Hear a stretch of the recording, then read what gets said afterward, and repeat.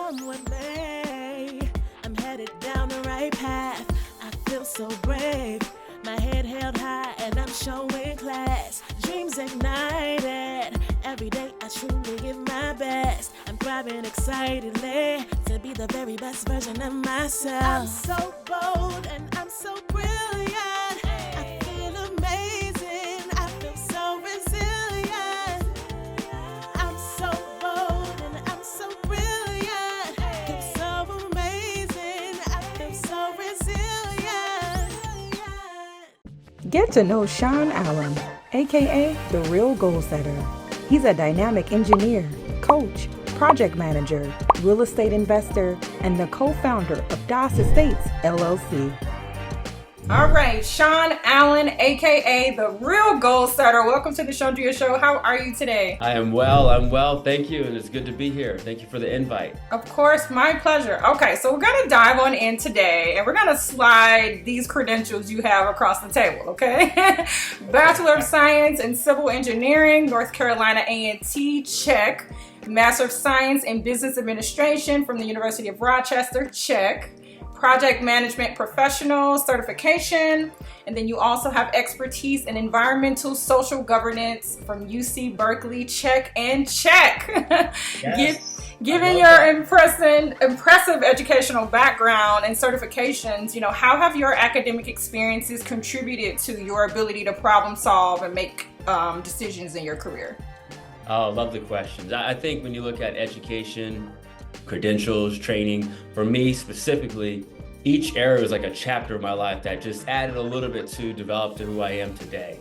And so when I look at as an engineer, that's kind of helping with how do we figure out what the process is of things, right? From business school, it's like, well, I've learned how business should be ran, and you get into the real world and you find out how things actually are ran. It's like, oh, I know what the golden plate standard is. How do we kind of develop our ideas and our own businesses to get to that pathway? So after all the school stuff, you look at the certifications. I'm a realtor too, and I'm a certified professional career coach. So I believe in continuous learning, and each idea that you have, each opportunity to learn something new develops your skill set. And that's what it's done for me. I put them all together and I use that for project management, not just as a career and as a consultant, but just as a lifestyle. I love that, and you're also an engineer too, right? Yes, correct. Engineer, investor, coach, project manager. I haven't done a single thing of engineering from a civil engineering perspective, probably since like 2013. And so what's important to note about engineers is we learn how to identify problems and solutions to those problems. And so for me, that's what's really important is I just love working with people, right? And I love working with organizations, business, find out what their problems are, and then see how I can use that scientific method to help solve those problems. So that's kind of what engineering is, and I use that almost on an everyday basis when I approach problems. Sure, I love that. And then tell me about your company. Is it DAS Estates LLC? Correct, DAS Estates LLC. 10 years old, I feel like a teenager now. So we started in 2013 in June, and just started off as a real estate investing company, had some property in North Carolina and California, and had the opportunity to get into real estate investing coaching right around 2020, 2021. We started to get a lot of folks who were like, how do you do it? How can I do it? And we started coaching them on what does this whole world of real estate investing look like?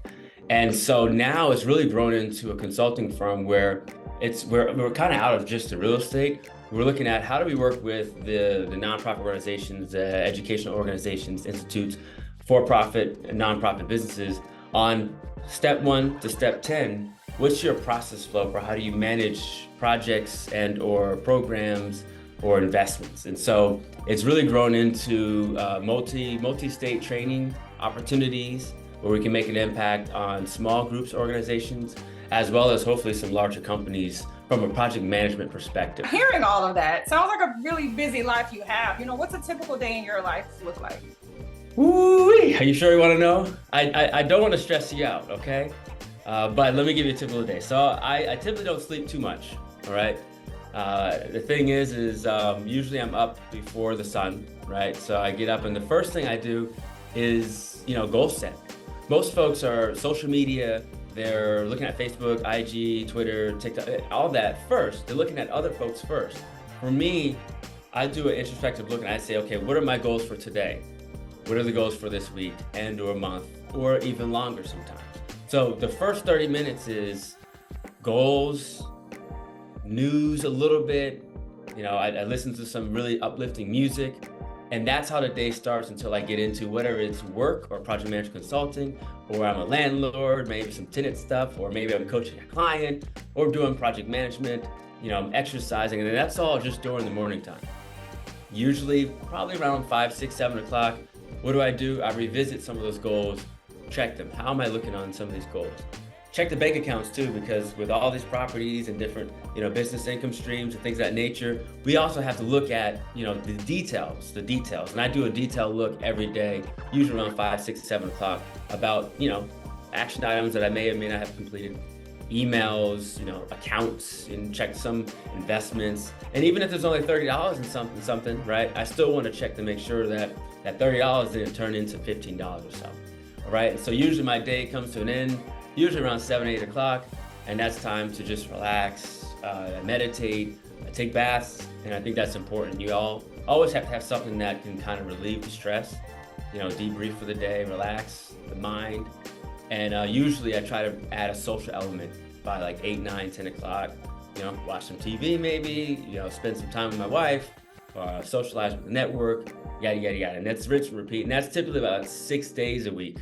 Sunday, I try to have a little bit more spirituality focused time to take a step back and kind of reevaluate some things and get ready for the next week. But not a lot of sleep, but a lot of planning. And but I do catch up sometimes on the weekend to get some sleep. You seem really skilled in time management and organization. Do you have a team that helps you? Oh, excellent. Time management is important, and it is a constant and daily battle.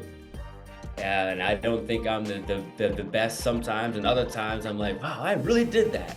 So I do have some help. Luckily, I have a couple of small businesses, right, from the career coaching to, you know, with DAS Estates. I have a business partner, you know, and he's really, really technical on the side. He's a professional engineer licensed. So when I get those technical questions that come in about some of these finance-based organizations or real estate-based questions that are a little bit more technical, luckily I have the opportunity to leverage someone that's his bread and butter, and he loves that, right?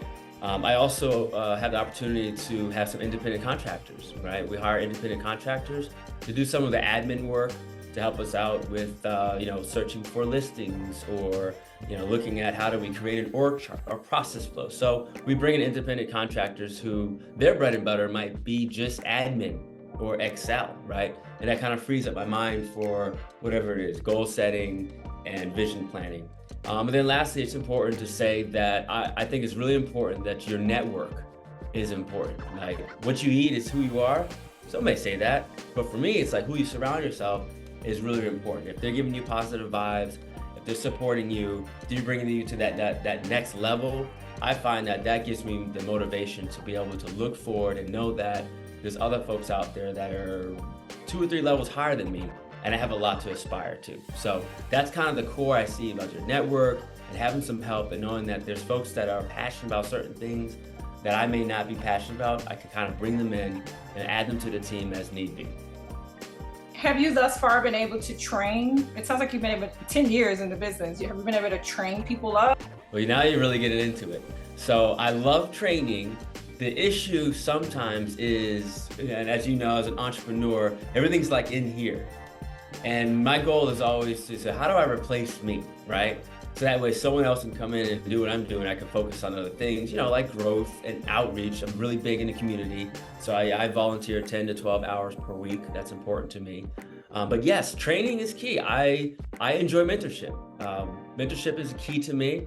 And so I have about 3 or 4 mentees from age 18 to early 20s to in their 30s where they're interested in learning something. And if I can give back to them by training them on how to do what I do, i.e. landlord processes or project management consulting, I enjoy that mentorship. And I enjoy sometimes knowing that it may take me longer to train them to do something than me to actually do it myself. But that gives me glory to know that they're learning, I'm learning, we're developing that relationship. And guess what? One day, maybe they'll be able to take on a larger portfolio, and that'll be one less thing I can focus on. So training is key, and I think mentorship is part of that, because if you're not interested in being a mentor, I think the training could be a little bit difficult. I think your mentorship goes right into this moniker you have, the real goal setter. You know, talk to me about the mindset and work ethic that you believe is essential to become better in all areas of our lives, talking physically, mentally, financially. It sounds like that's the work that you're doing outside of business. Excellent. So the real goal setter, we talk about goal setting often, and for me, I like to set real goals, right? Now everyone has their own definition of that, right? For me, it was very quantitative. It's like, you know what? I want to buy a house by 23. I want to become debt-free by 30, right? Those are real goals. And it's okay to have FAR goals, SMART goals, if you might have heard, or REACH goals. I do that as well. But being the real goal setter to me means really 3 steps. What is your vision? And then understanding, developing that vision, what's those missions to get you there? And then now let's put together some goals to get there. And so long story short, over the past 10 years, I've had the opportunity to, make some mistakes, right? Just be honest. I've bought some property, and, I racked up about $34,000 of credit card debt, and I realized that I was not making always the best financial decisions to get to those goals. And I had to pull that back and say, okay, what the real goal is, if these goals are aligned with the vision of happiness and being connected to the community and debt-free living and financial stability, these are keywords, why am I doing other spending habits that don't line up with that? So I had to correct that and paid off those student loans, $50,000 or so, by that age, mid-20s, and then paid off the credit card debt by 30, became debt-free, and now I can really start to look at how do I build net worth and maximize the input, and really do start going business to business, right? Because I enjoyed, being a realtor and helping folks buy their home, but I got so much excitement when I'm standing in front of a classroom and talking to folks of all different ages and professions and say, hey, how do we improve your life through goal setting, whether it's working with nonprofits or volunteer organizations or schools. So for me, that's the whole real goal setter persona is, what's the vision of what we're trying to do personally or in our business? And then let's put together some goals and knock that out. Oh, and of course, let's track it. And that's my favorite part, is being that accountability partner or that champion to help folks, businesses, organizations track how they're tracking towards their goals. To me, that's what the definition of the real goal setter is.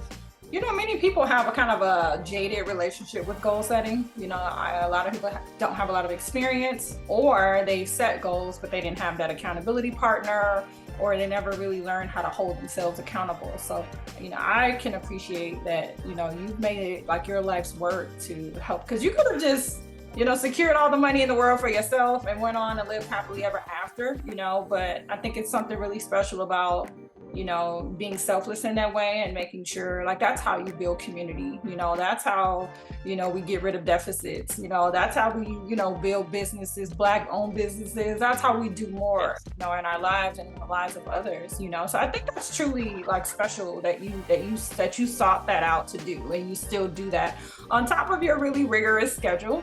So I'm curious, what's one choice, big or small, that you've made either in your education or your career that you're still incredibly proud of? Wow. So one big choice and or opportunity that I made that I'm still incredibly proud of, I would say, that's a really good question.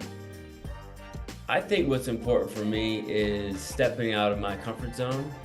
And so being the engineer and, being the project manager, that's all wonderful.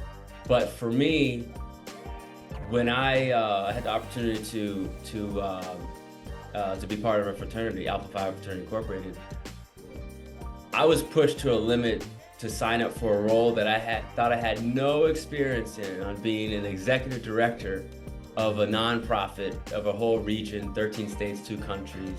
It's unbelievable. And I'll tell you the truth. When I was looking at, how am I going to make a bigger impact in my local community, we often think about our town, our neighborhoods, and maybe our state, county, okay, sure. And I'll say, I want to do something like that. And the opportunity presented itself, for me to stretch out to include the whole West and, members in Japan and Korea, I didn't feel like, could I do this, And so I hopped into it, and it's been 3 years into that role. And I tell you one thing, I've had the opportunity to present in front of hundreds of people from all different types of, different backgrounds, ages. And, I had a fear of public speaking, right? A lot of people didn't know that. I had a fear of public speaking. I actually, started a public speaking company in 2011, and it failed because I didn't have anything to say that anyone wanted to hear, right? And so now I'm in this role where I'm like forced to be like, okay, well, you have to introduce the speakers, and you have to put together content for conferences and academies. And it's just like, wow, can I do this? And I did and am doing it. And it's been a blessing to be so connected to folks that on an average day, I'll tell you the truth, I could talk to someone that's in college that's 18 years old to someone that is 80 or 90 years old in one day, due to be involved as an executive director of a nonprofit that reaches out to over 2,500 members spanned out over 4 different time zones. So I'm very proud of that, making an impact to the community. Local community now to me includes like California, Hawaii, Japan, Washington, and it's something that I'm really passionate about and have grown out of that fear of public speaking and channel that energy to making a difference. I appreciate that you've challenged yourself, like to hear that you were fearful of public speaking and you still tried it, but didn't feel very confident at the time, but you still pushed forward. And I think that's the big takeaway, and even if we could sum up your life, and all of your experiences, that you still pivot. Like the power of your pivot is like pretty incredible, and I think people can really glean from that, and so now I think about like, you've been in business 10 years, you've been at this for a long time, that's a lot of business. 10 years in business feels like 30 years of life, like it feels like a lot of growth opportunity, but technology is advancing, like probably when you were beginning undergrad to, someone that's just starting, their first year in college, everything is using technology, everything's so streamlined, And I think there's a lot of conversation now around AI, which I feel like AI is being used in engineering and real estate and different industries. Yeah. I myself, I work in higher ed, and of course, there's a lot of talk about AI in higher ed because now it's like a matter of like plagiarism and intellectual property, and all these things are just becoming like staple conversations, even at the university that I work at. And so my question for you is like, do you believe that like all industries should get on board and get, ahead, even though AI is like here to stay, but like, do you feel like, what do you say to those industries that are like slow to adopt AI technologies? Excellent. Yes, AI is here, has been here, and is here to stay. But it's a huge topic now because I think we all now have access. We all have access that we haven't had before. We all remember the movie, with Will Smith that talked about AI, the robotic version of AI, right? So it's kind of not new. We think about the engineering world when you're bringing in the robots to build cars to kind of make it more efficient and safe, right? All part of the AI. But now it's different because guess what? You can use that AI and you can use it for free at any time for any reason you want, and you may or may not be trained on it. So what I would say to organizations or companies that are late adopters, slow adopters is it's a tool, right? It's like having a toolbox, and now we have this hammer that's always been there, but now it has new functionality. And the concern is are we using that hammer for the right purpose, right? If you have a screw and you're trying to use this hammer to get the screw in the wall, you really should be using the hammer to get the nail in the wall. And I think that's the uncomfortability is we're not necessarily trained on how to use this new technology, right? And so I think the issue comes down to a challenge of just change management. Often as humans and organizations, we're resistant to change. It's kind of natural. Once we get in a groove, right, we're kind of used to that, our favorite restaurants, our favorite, subjects. And AI is coming and saying, no, let's mix that all up a little bit. I can help you with content generation. I can help you streamline flows. I can help you create graphics, right?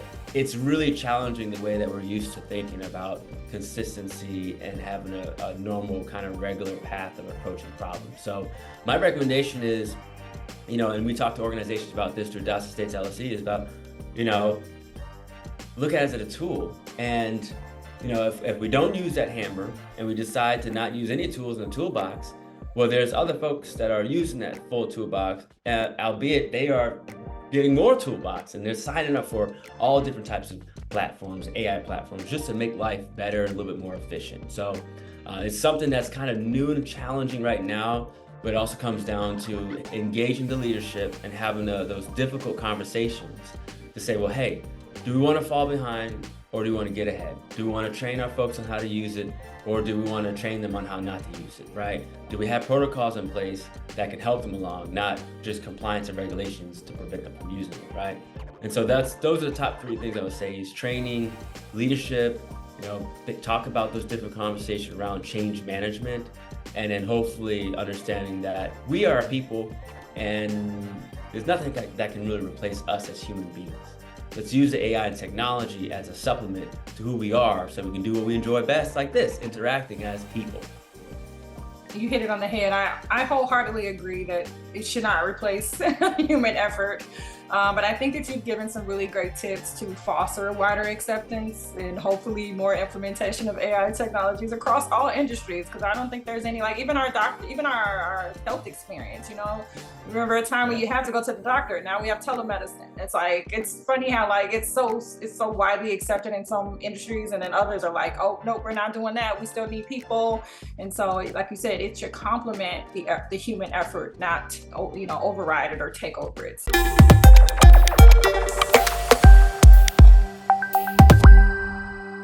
Get to know Shenequa Golding. She's a dynamic writer, editor, and author of A Black Girl in the Middle, essays on allegedly figuring it all out. Shenequa Golding, welcome to the Chundria Show. How are you today? Good morning. Good morning. Thank you so much for having me. I'm excited to dive into your new book, A Black Girl in the Middle, essays on allegedly figuring it all out. Tell me about the aspects of your own experiences that influenced the narrative of this book. So a lot of this book details the things that I went through in my 20s and a few things that I encountered during the pandemic.